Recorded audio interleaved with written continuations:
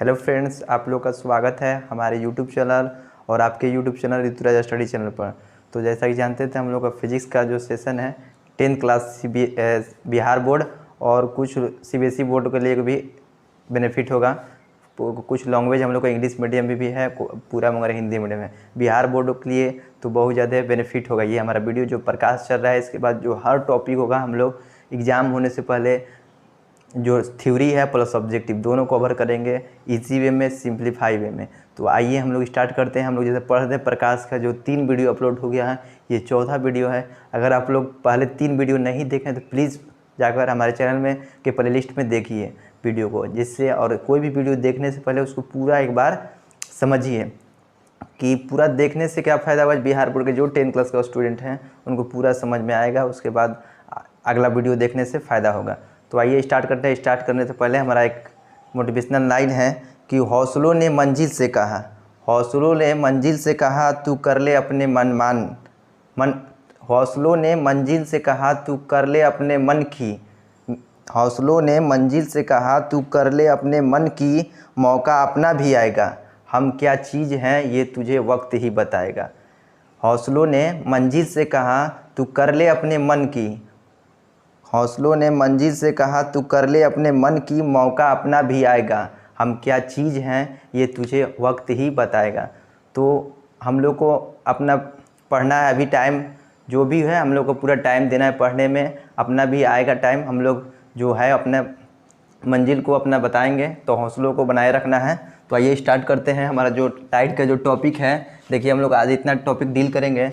जो पहला है अवतल दर्पण का उपयोग, उसके बाद है उत्तल दर्पण का उपयोग और चीन परिपाटी और अपसारी अभिसारी दर्पण। उसके बाद है F बराबर R/2 जो होता है वक्रता त्रिज्या और फोकस के बीच में दूरी। वक्रता त्रिज्या और फोकस दूरी में क्या संबंध होता है, F बराबर R/2, और ये इसको बोलते हैं दर्पण सूत्र। इसके बारे में और आवर्धन के बारे में आज जानेंगे। तो पहले हम लोग उसके पहला जो वीडियो हम लोग पढ़े थे कि जो प्रतिबिंब है किसी वस्तु का दर्पण के अवतल दर्पण के सामने कहाँ रखेंगे तो कहाँ बनेगा, वास्तविक बनेगा, आभासी बनेगा। वो जो क्वेश्चन है उसमें ऑब्जेक्टिव पूरा आता है बिहार बोर्ड में कि किसी वस्तु का प्रतिबिंब वक्रता केंद्र पर रहेंगे तो उसका कहाँ बनेगा, बराबर कहाँ बनता है, दर्पण के पीछे कब बनता है, ये सब हम लोग पिछले वीडियो में डिस्कस किए हैं। तो अगला जो आज का वीडियो है, हम लोग यूज़ ऑफ कॉन्केव मिरर जो यानी कि अवतल दर्पण का यूज कहाँ कहाँ करते हैं हम लोग दैनिक जीवन में। तो पहले जानेंगे अवतल दर्पण। तो जो अवतल दर्पण है हमारा, अवतल दर्पण का उपयोग, अवतल दर्पण का जो पहला उपयोग है हजामती के रूप में, हजामती के रूप में जो हम लोग बड़ा बड़ा सैलून में जाते हैं, जो अभी जो गांव का सैलून नहीं, जो बड़ा बड़ा शहर में सैलून रहता है, उसमें जो दर्पण लगा रहता है, मिरर लगा रहता है, सामने जो बाल बनता है, शेविंग होता है, उसमें अवतल दर्पण आता है। क्यों लगा होता है? क्योंकि अवतल दर्पण के सामने किसी वस्तु का बड़ा प्रतिबिंब मिलता है, जिससे बाल जो हमारा है उसका बड़ा फिगर बनेगा, जिससे उसे नाई को काटने में आसानी होगा। इसीलिए अवतल दर्पण का यूज कहाँ करेंगे हम लोग, हजामती के रूप में करते हैं। दूसरा जो इसका यूज़ है इसका, वो करता है डॉक्टर के द्वारा मरीजों के नाक, कान, मुंह देखने में। डॉक्टर के द्वारा दूसरा जो यूज क्या है हम लोग का, जो डॉक्टर के द्वारा है मरीजों के नाक, कान, मुंह में देखने के लिए। क्यों? कि वो देखेगा यहाँ ऊपर से देखने पर वो जो अंदर का जो छोटी छोटी है जो हड्डी है, जो छोटे छोटे जो अंग है हमारे नाक और मुंह कान के अंदर, वो हमारे जो अवतल दर्पण में बड़ा दिखाई देगा, जिससे हमें कोई भी परेशानी, मरीज का जो भी प्रॉब्लम है उसे जानने में, बीमारी के बारे में जानने में आसानी होगा अवतल दर्पण के द्वारा। और तीसरा जो इसका यूज़ है गाड़ियों के हेडलाइट के रूप में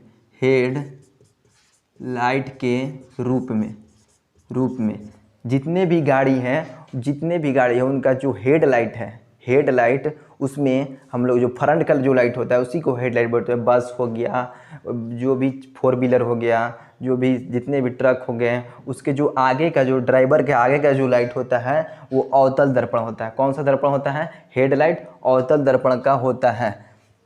ये हो गया हमारा अवतल दर्पण का यूज हो गया। पहला हो गया हजामती के रूप में, नाई द्वारा जो सेविंग लोग कराने जाते हैं, बाल कटवाने जाते हैं, उसमें अवतल दर्पण का यूज करते हैं। क्यों करते हैं बता दिए।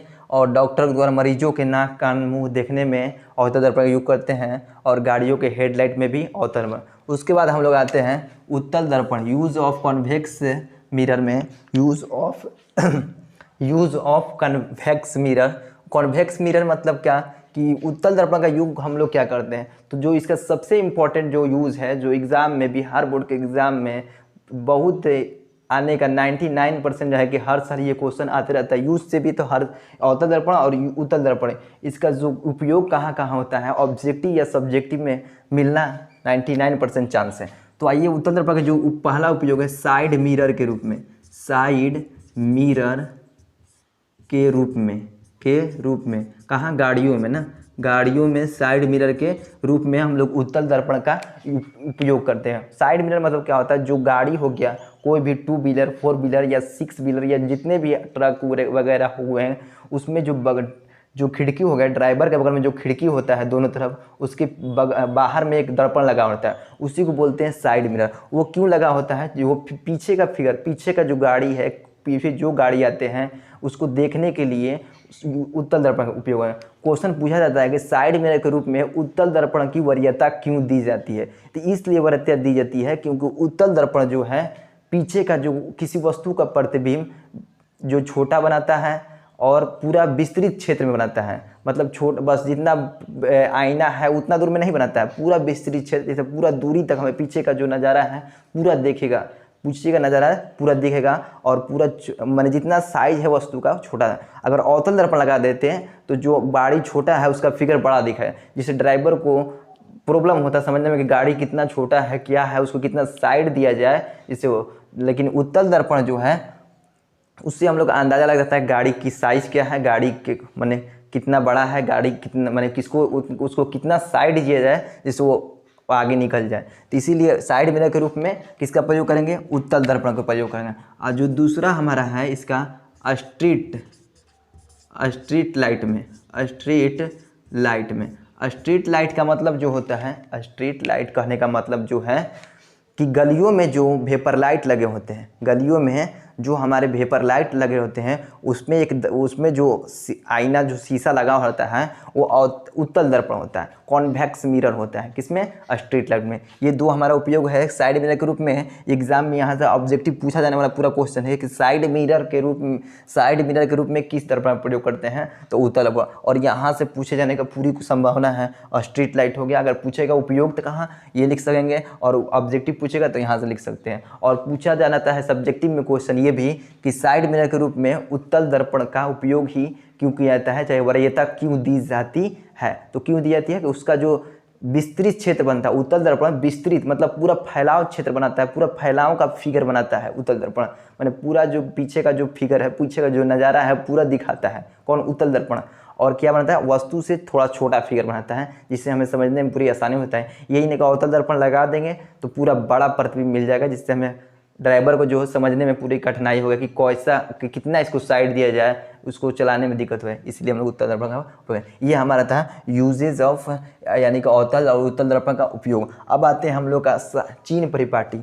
चीन परिपाटी के बारे में जानते हैं कि अवतल दर्पण में चीन परिपाटी क्या रोल अदा करता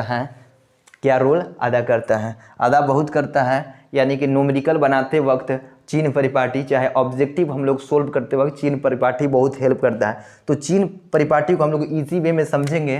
क्या वे देखिए क्या है, ये हो गया हमारे, ये तो सब कुछ जानता है कि ये हम लोग को निर्देशांक ज्यामिति में इसको बोलते हैं एक्स एक्सिस और वाई एक्सिस। ये एक्स वाला पार्ट ये वाई वाला हो गया, और ये वाई डैश हो गया, ये एक्स हो गया, और ये एक्स डैश हो गया। इधर का जो साइन होता है वो प्लस में होता है, और इधर का साइन क्या होता है, माइनस में होता है, माइनस में, इधर प्लस में होता है, इधर प्लस में होता है। बस हम लोग को इतना ही समझना है। अब देखिए चीन परिपाटी के समझते हैं। मान लीजिए ये अवतल दर्पण यहाँ पर बनाते हैं, यहाँ पर अवतल दर्पण बनाते हैं। अवतल दर्पण, ये कौन दर्पण है, आप लोग सब जानते हैं कि जिसका परावर्तक सतह धंसा हुआ रहता है उसे अवतल दर्पण कहते हैं, और जिसका परावर्तक सतह जिसका परावर्तक सतह उठा हुआ रहता है उसे उत्तल दर्पण कहते हैं। परावर्तक सतह जानते होंगे आप लोग, यानी कि जहाँ पर प्रकाश की किरणें पड़कर वहाँ से रिफ्लेक्ट होती है, परावर्तन होती है, उसे परावर्तक सतह बोलते हैं। तो आइए एक आप समझते हैं कि चीन परिपाटी को क्या होता है। चीन परिपाटी मतलब अवतल दर्पण के सामने किसी वस्तु को रखेंगे तो ध्रुव से वस्तु की दूरी वस्तु दूरी कहलाता है। ध्रुव से वस्तु की दूरी वस्तु दूरी जिसे हम लोग U से डिनोट करते हैं। तो अवतल दर्पण में याद रखिएगा कौन दर्पण है, अवतल दर्पण। तो अवतल दर्पण में वस्तु की दूरी जितने भी देखिए, तो अवतल दर्पण इधर है, कुछ किसी वस्तु को इधर नहीं रखेंगे तो इधर क्या लेते हैं हम लोग, माइनस साइन यूज करते हैं। एक्स एक्सिस और वाई एक्सिस पर इधर क्या साइन होता है, माइनस होता है, यानी कि वस्तु की जो दूरी होगी वो माइनस होगी, ऋणात्मक होगी। क्या होगी, ऋणात्मक होगी। ये हमारा वस्तु इधर फ्रंट में होगा, जितने भी किसी दर्पण के सामने जितने भी वस्तु बनेंगे उसकी दूरी ऋणात्मक होती। अब आता है प्रतिबिंब की दूरी। प्रतिबिंब की दूरी जो हुआ, प्रतिबिंब की दूरी किसी वस्तु के ध्रुव, किसी दर्पण के ध्रुव और प्रतिबिंब जहाँ बनता है उसकी दूरी को प्रतिबिंब दूरी बोलते हैं। क्या बोलते हैं, प्रतिबिंब दूरी। तो आइए हम लोग प्रतिबिंब दूरी को भी से डिनोट करते हैं। अब देखिए आप लोग जो बनाए थे हम लोग, प्रतिबिंब किसी वस्तु का कहाँ रखेंगे तो उसका प्रतिबिंब कहाँ बनेगा, उसका जो हम लोग बताए थे पिछले वीडियो में, तो उसमें मालूम था कि अवतल दर्पण में केवल एक कंडीशन था जो प्रतिबिंब दर्पण के पीछे बनता था। कौन कंडीशन था बताइए जल्दी आप लोग, कि जो एक कंडीशन था उसमें दर्पण कहाँ बनता था, किस वस्तु का प्रतिबिंब पीछे बनता, वो कौन कंडीशन था, जब वस्तु को ध्रुव और फोकस के बीच में रखेंगे तो उस वस्तु का जो प्रतिबिंब है पीछे बनता है। लेकिन 5 कंडीशन हम लोग पढ़े थे, उसमें दर्पण जो प्रतिबिंब था किसी वस्तु का वो फ्रंट में बनता था, यानी कि सामने ही बनता था, केवल एक कंडीशन को छोड़ाकर। वो कंडीशन याद रखिएगा, पूछता है कि किस कंडीशन पर, कहाँ पर रखने पर किसी वस्तु का प्रतिबिंब दर्पण से अवतल दर्पण में पीछे बनता है और आवर्धित यानी कि बड़ा बनाने से बनता है। तो वह एक कंडीशन है दर्पण के ध्रुव और फोकस के बीच में। लेकिन 5 कंडीशन जो है वो वस्तु को सामने रखेंगे तो उसका प्रतिबिंब सामने बनता है, लेकिन उल्टा बनता है। तो यानी कि जब सामने प्रतिबिंब भी बनेगा, इधर ही नहीं बनेगा प्रतिबिंब, तो प्रतिबिंब जब दर्पण के सामने ही बनेगा तो वो भी ऋणात्मक में होता है। किस में होता है, ऋणात्मक में होता है। किसका, किसी वस्तु का प्रतिबिंब कैसा होता है, ऋणात्मक। अब सुनिए, और वस्तु के ध्रुव और फोकस के बीच में, यहाँ पर फोकस रहता है, वस्तु के ध्रुव और फोकस की दूरी को फोकस दूरी बोलते हैं। तो यानी कि फोकस दूरी भी सामने ही है, तो फोकस जो दूरी है, फोकस दूरी जिसको बोलते हैं एफ, इसको भी ऋणात्मक लेंगे। ऋणात्मक यानी कि माइनस। जितने भी जो किसी अगर दर्पण के सामने जो जो आ रहा है हम लोग का कंडीशन, वस्तु दूरी या प्रतिबिंब दूरी या फोकस दूरी या प्रतिबिंब की ऊंचाई या वस्तु की ऊंचाई, वो सब माइनस में लेंगे। और जितने भी कंडीशन में हम लोग को पीछे बनेगा जो जो चीज़, उसको प्लस में लेंगे। तो वस्तु दूरी माइनस में बनेगा, प्रतिबिंब दूरी माइनस में, फोकस दूरी माइनस में। अब हो गया प्रतिबिंब की ऊंचाई। प्रतिबिंब की ऊंचाई जो होगा, प्रतिबिंब की ऊंचाई कैसे बनेगा, इसमें प्रतिबिंब की जो ऊंचाई है ये सीधा प्रतिबिंब है तो प्रतिबिंब की ऊंचाई प्लस मिलेंगे। अगर लेकिन ये वस्तु का ऊंचाई होगा, ये वस्तु का जो ऊंचाई हम लोग का, वस्तु क्या है, सीधा में है, वस्तु क्या है, सीधा, यानी कि प्लस मिलेगा। और जब ये इसका प्रतिबिंब बनेगा, प्रतिबिंब आप लोग देखे होंगे, प्रतिबिंब केवल एक कंडीशन छोड़ाकर इसका प्रतिबिंब जो ऊंचाई होगा माइनस में, यानी पलट जाएगा। पलटने का मतलब माइनस में होगा प्रतिबिंब की ऊंचाई। ये हमारा था कंडीशन था कि वस्तु दूरी प्रतिबिंब। चीन परिपाटी क्या होता है, चीन परिपाटी मतलब होता है कि किसी वस्तु की दूरी प्लस में होगा कि माइनस में होगा, और अवतल दर्पण में क्या होगा, उत्तल दर्पण क्या होगा। ये था अवतल दर्पण के बारे में। और हम लोग यहीं पर जान लेते हैं उत्तल दर्पण के बारे में। उत्तल दर्पण में प्रतिबिंब की दूरी क्या होगा और वस्तु की दूरी क्या होगा और फोकस दूरी क्या होगा, प्लस होगा या माइनस होगा। तो आइए जानते हैं हम लोग, यही ये एक्स एक्सिस और वाई एक्सिस पर आसानी से हम लोग समझेंगे। तो जो उत्तल दर्पण का जो फिगर है हम लोग जानते हैं कि इस तरह बनता है, इस तरह बनता है, ठीक है। उत्तल दर्पण क्या है, फिगर ये होता है। तो फिगर जब ये होता है तो इसमें क्या होता है, वस्तु दूरी प्रतिबिंब दूरी और फोकस दूरी और ऊंचाई हो गया प्रतिबिंब का ऊंचाई h1, वस्तु की ऊंचाई और प्रतिबिंब h2। तो वस्तु दूरी जो होगा, कोई भी दर्पण हो, वस्तु दूरी अगर किसी दर्पण के सामने ही न रखेंगे वस्तु को तभी तो उसका प्रतिबिंब बनेगा। अगर किसी चीज़ को दर्पण के सामने रखेंगे तो उसका प्रतिबिंब क्या होगा, उसकी जो चिन्ह क्या होगा, माइनस में होगा। कोई भी दर्पण है उसके अगर सामने किसी वस्तु को, उत्तल दर्पण हो या अवतल सामने ही रखेंगे तो उसका प्रतिबिंब दूरी क्या होगा, जो साइन होगा वो माइनस में होगा, यानी कि ऋणात्मक होगा। किसमें, उत्तल दर्पण में भी वस्तु की दूरी क्या होगा, ऋणात्मक। लेकिन आया यहाँ पर कि प्रतिबिंब दूरी, प्रतिबिंब जो दूरी है उत्तल दर्पण में, अगर किसी वस्तु, इसमें प्रतिबिंब कैसा बनता है, आभासी बनता है। कैसा बनता है उत्तल दर्पण में प्रतिबिंब, आभासी बनता है। आभासी मतलब काल्पनिक जिसको बोलते हैं, और काल्पनिक जब बना तो वहाँ पर प्रतिबिंब जान लीजिए वो सीधा बनता है। अब सीधा बनने का मतलब कि प्रतिबिंब जो होगा दूरी, उसका चिन्ह क्या होगा, प्लस में होगा। प्लस मतलब धनात्मक होगा, धनात्मक होगा। और फोकस दूरी, जो उत्तल दर्पण का जो फोकस है वो पीछे होता है। उत्तल दर्पण का जो फोकस क्या है, हम लोग बताए थे कि उत्तल दर्पण फोकस किसे कहते हैं, अवतल दर्पण फोकस किसे कहते हैं। ये सब हमारे पिछले वीडियो में जो 3 वीडियो रिकॉर्ड हुए हैं उसमें है, आप लोग प्लीज़ उसे देखिए, समझ में पूरा आएगा। तो जो उत्तल दर्पण का जो फोकस है दर्पण के पीछे बनता है, जहाँ रिफ्लेक्ट करता है परावर्तक सतह उसके पीछे बनता है। पीछे बनने का मतलब यहाँ पर आ गया, जितने भी चीज़ पीछे बनते हैं वो प्लस में होते हैं, प्लस में यहाँ पर धनात्मक होगा। लेकिन यहाँ पर वस्तु को कहाँ रखेंगे, सामने रखेंगे। वस्तु की जो ऊंचाई होगा वो सामने ही होगा, और सामने होने का मतलब क्या होगा, ये माइनस में होगा। लेकिन वो जो प्रतिबिंब ऊंचाई बनेगा, प्रतिबिंब का ऊंचाई इधर बनता है, सीधा ही बनता है, तो ये क्या हो गया, ये प्लस में हो जाएगा। क्या हो जाएगा, प्लस में बना, ये भी प्लस में होगा, दोनों प्लस में, सीधा है और इधर भी सीधा ही बनता है।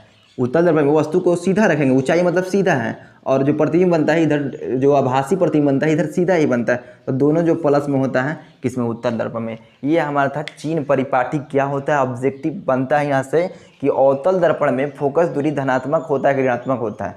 तो अवतल दर्पण फोकस किधर होता है, दर्पण के सामने होता है, तो अवतल दर्पण में माइनस होगा। लेकिन उत्तल दर्पण में क्या होगा, उत्तल दर्पण जो फोकस होता है उधर पीछे होता है, दर्पण के पीछे होता है, इसीलिए उसका प्लस हो जाता है। ये हो गया उत्तल दर्पण में। अवतल दर्पण में वस्तु किधर रखेंगे, कोई भी दर्पण हो, वस्तु को हम लोग सामने रखते हैं दर्पण के सामने, तभी तो उसका प्रतिबिंब बनेगा। और सामने जब बात आ गया तो वहाँ पर क्या होगा, चिन्ह क्या होगा, ऋणात्मक होगा, यानी कि माइनस में होगा। ये हो गया। और प्रतिबिंब जो है केवल एक कंडीशन छोड़ाकर, अवतल दर्पण में केवल एक कंडीशन, जब दर्पण ध्रुव और फोकस के बीच में होता है तो उसका जो प्रतिबिंब है पीछे बनता है। पीछे, दर्पण के पीछे के बाद आ गया तो उस कंडीशन में जो प्रतिबिंब की जो दूरी है वो प्लस में होगा। लेकिन 5 कंडीशन जो है उसमें प्लस में होता है, किसमें, माइनस में होता है वस्तु, क्योंकि सामने उसका प्रतिबिंब बनता है। ये हो गया फोकस दूरी। यहाँ पर फोकस दूरी क्वेश्चन जरूर पूछता है कि अवतल दर्पण, ये हो गया। और हम लोग का वस्तु दूरी हो गया, h1 हो गया, वस्तु की ऊंचाई हो गया, h2 हो गया। ये हमारा था पूरा चिन्ह परिपाटी के बारे में, जिससे ऑब्जेक्टिव बनता ही बनता है, जिससे आसानी वे में हम समझाए हैं निर्देशांक ज्यामिति लेकर। और आगे हम लोग चलते हैं, हमारा अगला जो टॉपिक है अपसारी दर्पण और अभिसारी दर्पण। एग्जाम के ऑब्जेक्टिव में पूछा जाने वाला क्वेश्चन में, सब्जेक्टिव में पूछा जाए या न जाए, अपसारी दर्पण और अभिसारी दर्पण, ये दोनों पूछा जाने वाला क्वेश्चन। लेंस में भी पूछता है कि अपसारी लेंस और अभिसारी लेंस में जब आगे पढ़ेंगे तो हम लोग पढ़ेंगे, लेकिन अभी दर्पण की बात है। अपसारी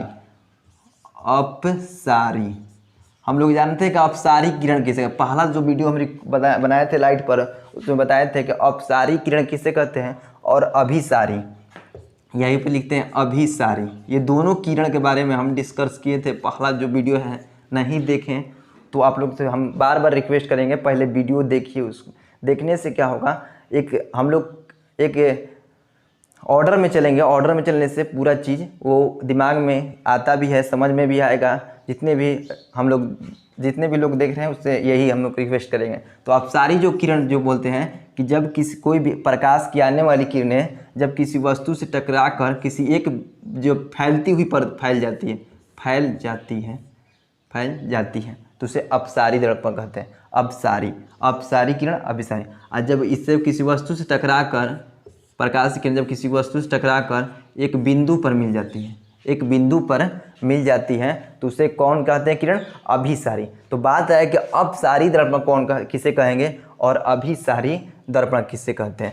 तो जो हुआ अभिसारी दर्पण, आप लोग टॉर्च देखे होंगे, टॉर्च में जो क्या होता है, पूरा जो लाइट है उसको एकदम हेडलाइट जो हमारे देखते हैं गाड़ी का, जो हम क्या बताते हैं कि हेडलाइट में, गाड़ी का जो हेडलाइट है, मोटरसाइकिल का हेडलाइट जो है उसमें कौन दर्पण लगता है, अवतल। तो अवतल दर्पण जो होता है, अवतल दर्पण वो क्या करता है कि एक जगह कर देता है प्रकाश की किरणों को।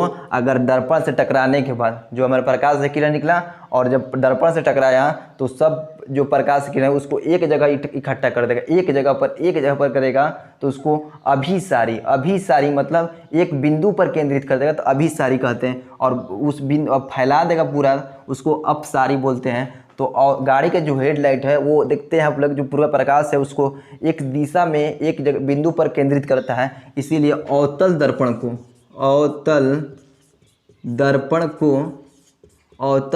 को ही अभिसारी कहते हैं। अवतल दर्पण को अभिसारी। आप लोग बताए थे किसी वस्तु का प्रतिबिंब पूरा फैलाता है, इसीलिए हम लोग साइड मिरर के रूप में करते हैं कि ये दृष्टि प्रसार क्षेत्र बनाता है। कौन? उत्तल दर्पण। साइड मिरर के रूप में कोई पूछेगा क्यों करते हैं इसका उपयोग, तो ये जो है किसी वस्तु का प्रतिबिंब पूरा दृष्टि क्षेत्र में बनाता है, यानी पूरा फैलाव क्षेत्र में बनाता है, इसीलिए उत्तल दर्पण उपयोग करते हैं। तो जो फैला देता है किरण को उसको बोलते हैं उत्तल दर्पण बोलते हैं। हम लोग लेंस में पढ़ेंगे, इसका अपोजिट जस्ट कहते हैं। उत्तल दर्पण को अपसारी बोलते हैं। उत्तल दर्पण को अपसारी, क्योंकि पूरा प्रकाश को फैलाता है इसीलिए उत्तल दर्पण को अपसारी। लेंस में पढ़ेंगे तो इसको अभिसारी बोलेंगे लेंस। इसमें अवतल दर्पण बोलते हैं अभिसारी मतलब एक बिंदु पर, जैसे हेडलाइट है उसका एक बिंदु हम लोग बाहर में देखते हैं जब गाड़ी चलाते हैं तो वहाँ पर पूरा केंद्रित रहता है, यानी कि केंद्रित जब करेगा प्रकाश की किरण को तो उसको बोलेंगे अभिसारी किरण, यानी कि अवतल दर्पण बोलेंगे। किसको? अवतल दर्पण। तो यानी कि अवतल दर्पण, लेकिन लेंस से पढ़ेंगे तो अपसारी लेंस बोलते हैं अवतल लेंस को। ये हो गया अभिसारी अपसारी। यहाँ से ऑब्जेक्टिव पूरा बनता है, जिससे बच्चों को कन्फ्यूजन होता है। तो यहाँ समझिएगा कि जो हम लोग का साइड मिरर है, पूरा प्रकाश को जो पीछे का जो किसी गाड़ी का फिगर जो होता है पूरा विस्तृत क्षेत्र में बनाता है, और विस्तृत क्षेत्र बनाने का मतलब कि उसमें पूरा फैलाव करेगा तो उत्तल दर्पण। और जो गाड़ी का जो हेडलाइट है वो एक बिंदु पर बनाता है, प्रकाश को एक बिंदु पर केंद्रित करता है, इसलिए अभिसारी दर्पण किसको बोलते हैं? अवतल दर्पण को बोलते हैं। ये हमारा था अभिसारी और अपसारी दर्पण के बारे में। ऑब्जेक्टिव पूछे या सब्जेक्टिव पूछे, आप लोग को इजी वे में लिख देना चाहिए, चाहे जो ऑब्जेक्टिव होगा उसको टिक कर देना चाहिए, हम उम्मीद करते हैं। और अगला जो है हमारा F बराबर R/2। ये F हम पिछले वीडियो में बताए थे कि F बराबर R/2 क्या होता है। F मतलब होता है फोकस दूरी, और जो R होता है इसको बोलते हैं वक्रता त्रिज्या। ये फोकस दूरी का होता है किसी भी दर्पण के ध्रुव और फोकस के बीच की दूरी को फोकस दूरी बोलते हैं। और वक्रता त्रिज्या क्या हो गया कि जो दर्पण है किसी गोले का एक भाग होता है। दर्पण है किसी गोले का, बताए थे कि गोलीय दर्पण दो प्रकार का होता है। अब गोलीय दर्पण का होता है किसी खोखला गोला का एक भाग होता है। गोलीय दर्पण दो प्रकार का, अवतल दर्पण और उत्तल दर्पण। तो गोलीय दर्पण जिस गोले का भाग का जो दर्पण है, दर्पण जिस गोले के भाग का होता है उसके केंद्र और ध्रुव के बीच की दूरी वक्रता त्रिज्या कहलाता है। यानी कि जैसे ये अवतल दर्पण हो गया, ये किसी गोले का एक भाग है, किसी का गोले भाग है, इसका केंद्र भी होगा, केंद्र से और ध्रुव के बीच की दूरी को ही वक्रता त्रिज्या बोलते हैं। तो कल बताए थे जो वक्रता त्रिज्या है वो फोकस दूरी की दुगनी होती है। वक्रता त्रिज्या फोकस दूरी की दुगनी होती है, यानी कि फोकस दूरी वक्रता त्रिज्या के आधी हो जाएगी, यानी कि F बराबर R/2। ये ऑब्जेक्टिव में भी आता है कि फोकस दूरी और वक्रता त्रिज्या में क्या संबंध है, गोलीय दर्पण के फोकस दूरी और वक्रता त्रिज्या में क्या संबंध है। यानी कि जो फोकस दूरी है वक्रता त्रिज्या की आधी होती है। फार्मूला जो लिखा होगा ऑप्शन में F बराबर R/T, उससे टिक कर देंगे। ये क्या कहता है कि जो फोकस दूरी है वक्रता त्रिज्या की आधी होती है, अवतल दर्पण में बोले या उत्तल दर्पण में। इसको प्रूफ भी किया जाता है, किस तरह करेंगे हम लोग करेंगे अगले वीडियो में। ये अवतल दर्पण और क्या बोलते हैं दर्पण सूत्र दोनों को करेंगे। फिलहाल के लिए जानिए कि ऑब्जेक्टिव किस तरह पूछता है कि अवतल दर्पण ऑब्जेक्टिव पूछा जाने वाला क्वेश्चन है कि फोकस दूरी और वक्रता त्रिज्या में संबंध लिखिए, चाहे ऑप्शन में मैच करवाइए। तो F बराबर R/2, या इस तरह को इसको इस तरह भी कर सकता है कि क्रॉस मल्टीप्लाई करेगा तो R इक्वल टू कितना आ जाएगा 2F, R equal to 2F। यानी कि जो वक्रता त्रिज्या है फोकस दूरी की दुगनी होती है, वक्रता त्रिज्या फोकस दूरी की दुगनी होती है, और जो फोकस दूरी है वो कहता है त्रिज्या की आधी होती है। ये दोनों कंडीशन में पूछ सकता है एग्जाम में।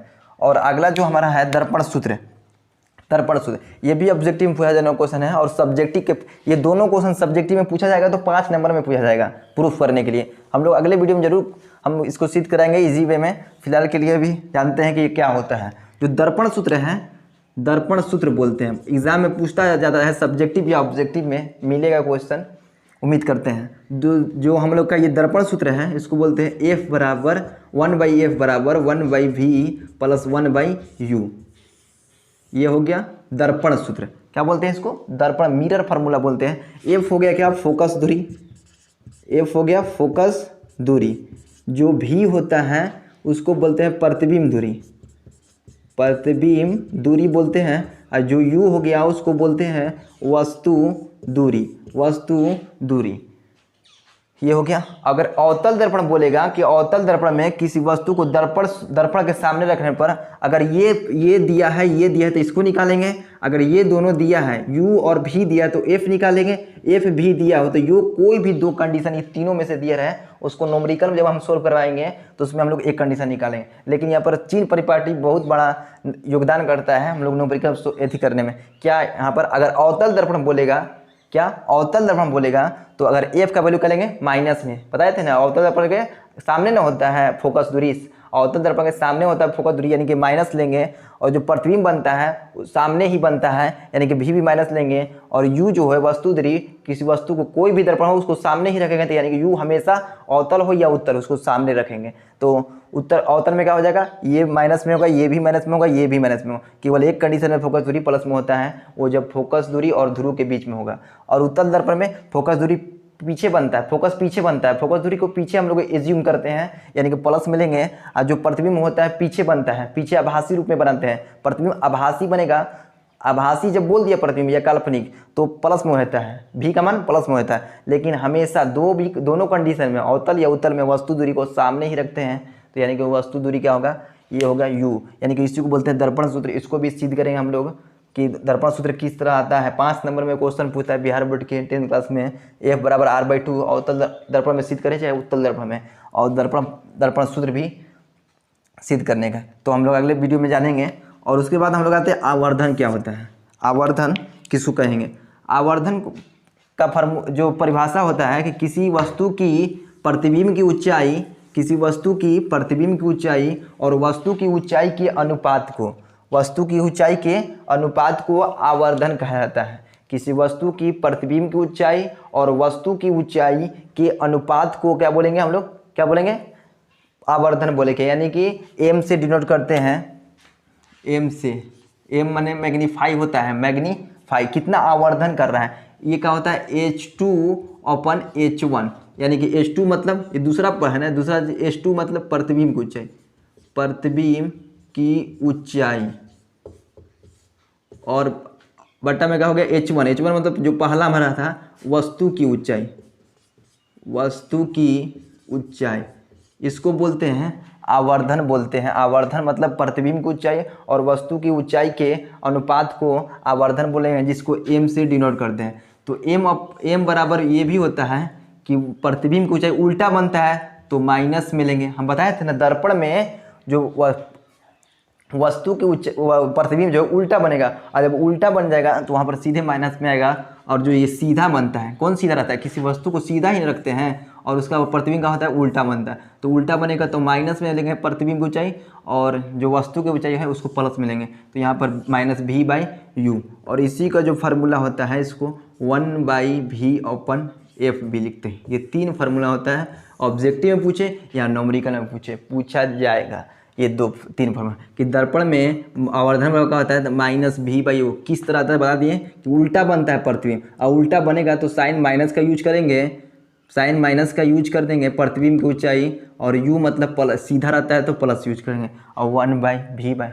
अब बोलता है कि अगर M का मान +1 है, ये क्वेश्चन पूछा जाता है कि M का मान +1 है तो इससे अब क्या तात्पर्य है, क्या समझते हैं? तो M का मान +1 यही बताता है कि वस्तु को जो है वस्तु का जो प्रतिबिंब बन रहा है वो आभासी बन रहा है, यानी काल्पनिक बन रहा है और सीधा बन रहा है। सीधा मतलब धनात्मक न है, धनात्मक मतलब प्रतिबिंब जो है सीधा बन रहा है। प्रतिबिंब जब सीधा बनेगा तो यहाँ पर क्या आएगा, प्लस आएगा, प्लस आएगा ना। प्रतिबिंब सीधा बनेगा तो उसका मतलब प्रतिबिंब क्या बन रहा है, आभासी यानी कि काल्पनिक बन रहा है, यानी कि वस्तु के जो प्रतिबिंब बन रहा है वो सीधा बन रहा है। इसीलिए जो प्लस साइन हम लोग यूज करेंगे, इससे यह तात्पर्य होता है कि वस्तु की जो प्रतिबिंब की ऊंचाई है वो सीधा बन रहा है, प्रतिबिंब जो है सीधा बना है, यानी काल्पनिक और आभासी दोनों एक ही नाम है। और यही क्वेश्चन में बताया एम का अगर मान -1 है, -1 है, तो इससे क्या तात्पर्य होता है कि वस्तु के जो प्रतिबिंब की जो ऊंचाई है, प्रतिबिंब की जो ऊंचाई है वो माइनस है। इससे यह तात्पर्य है प्रतिबिंब जो है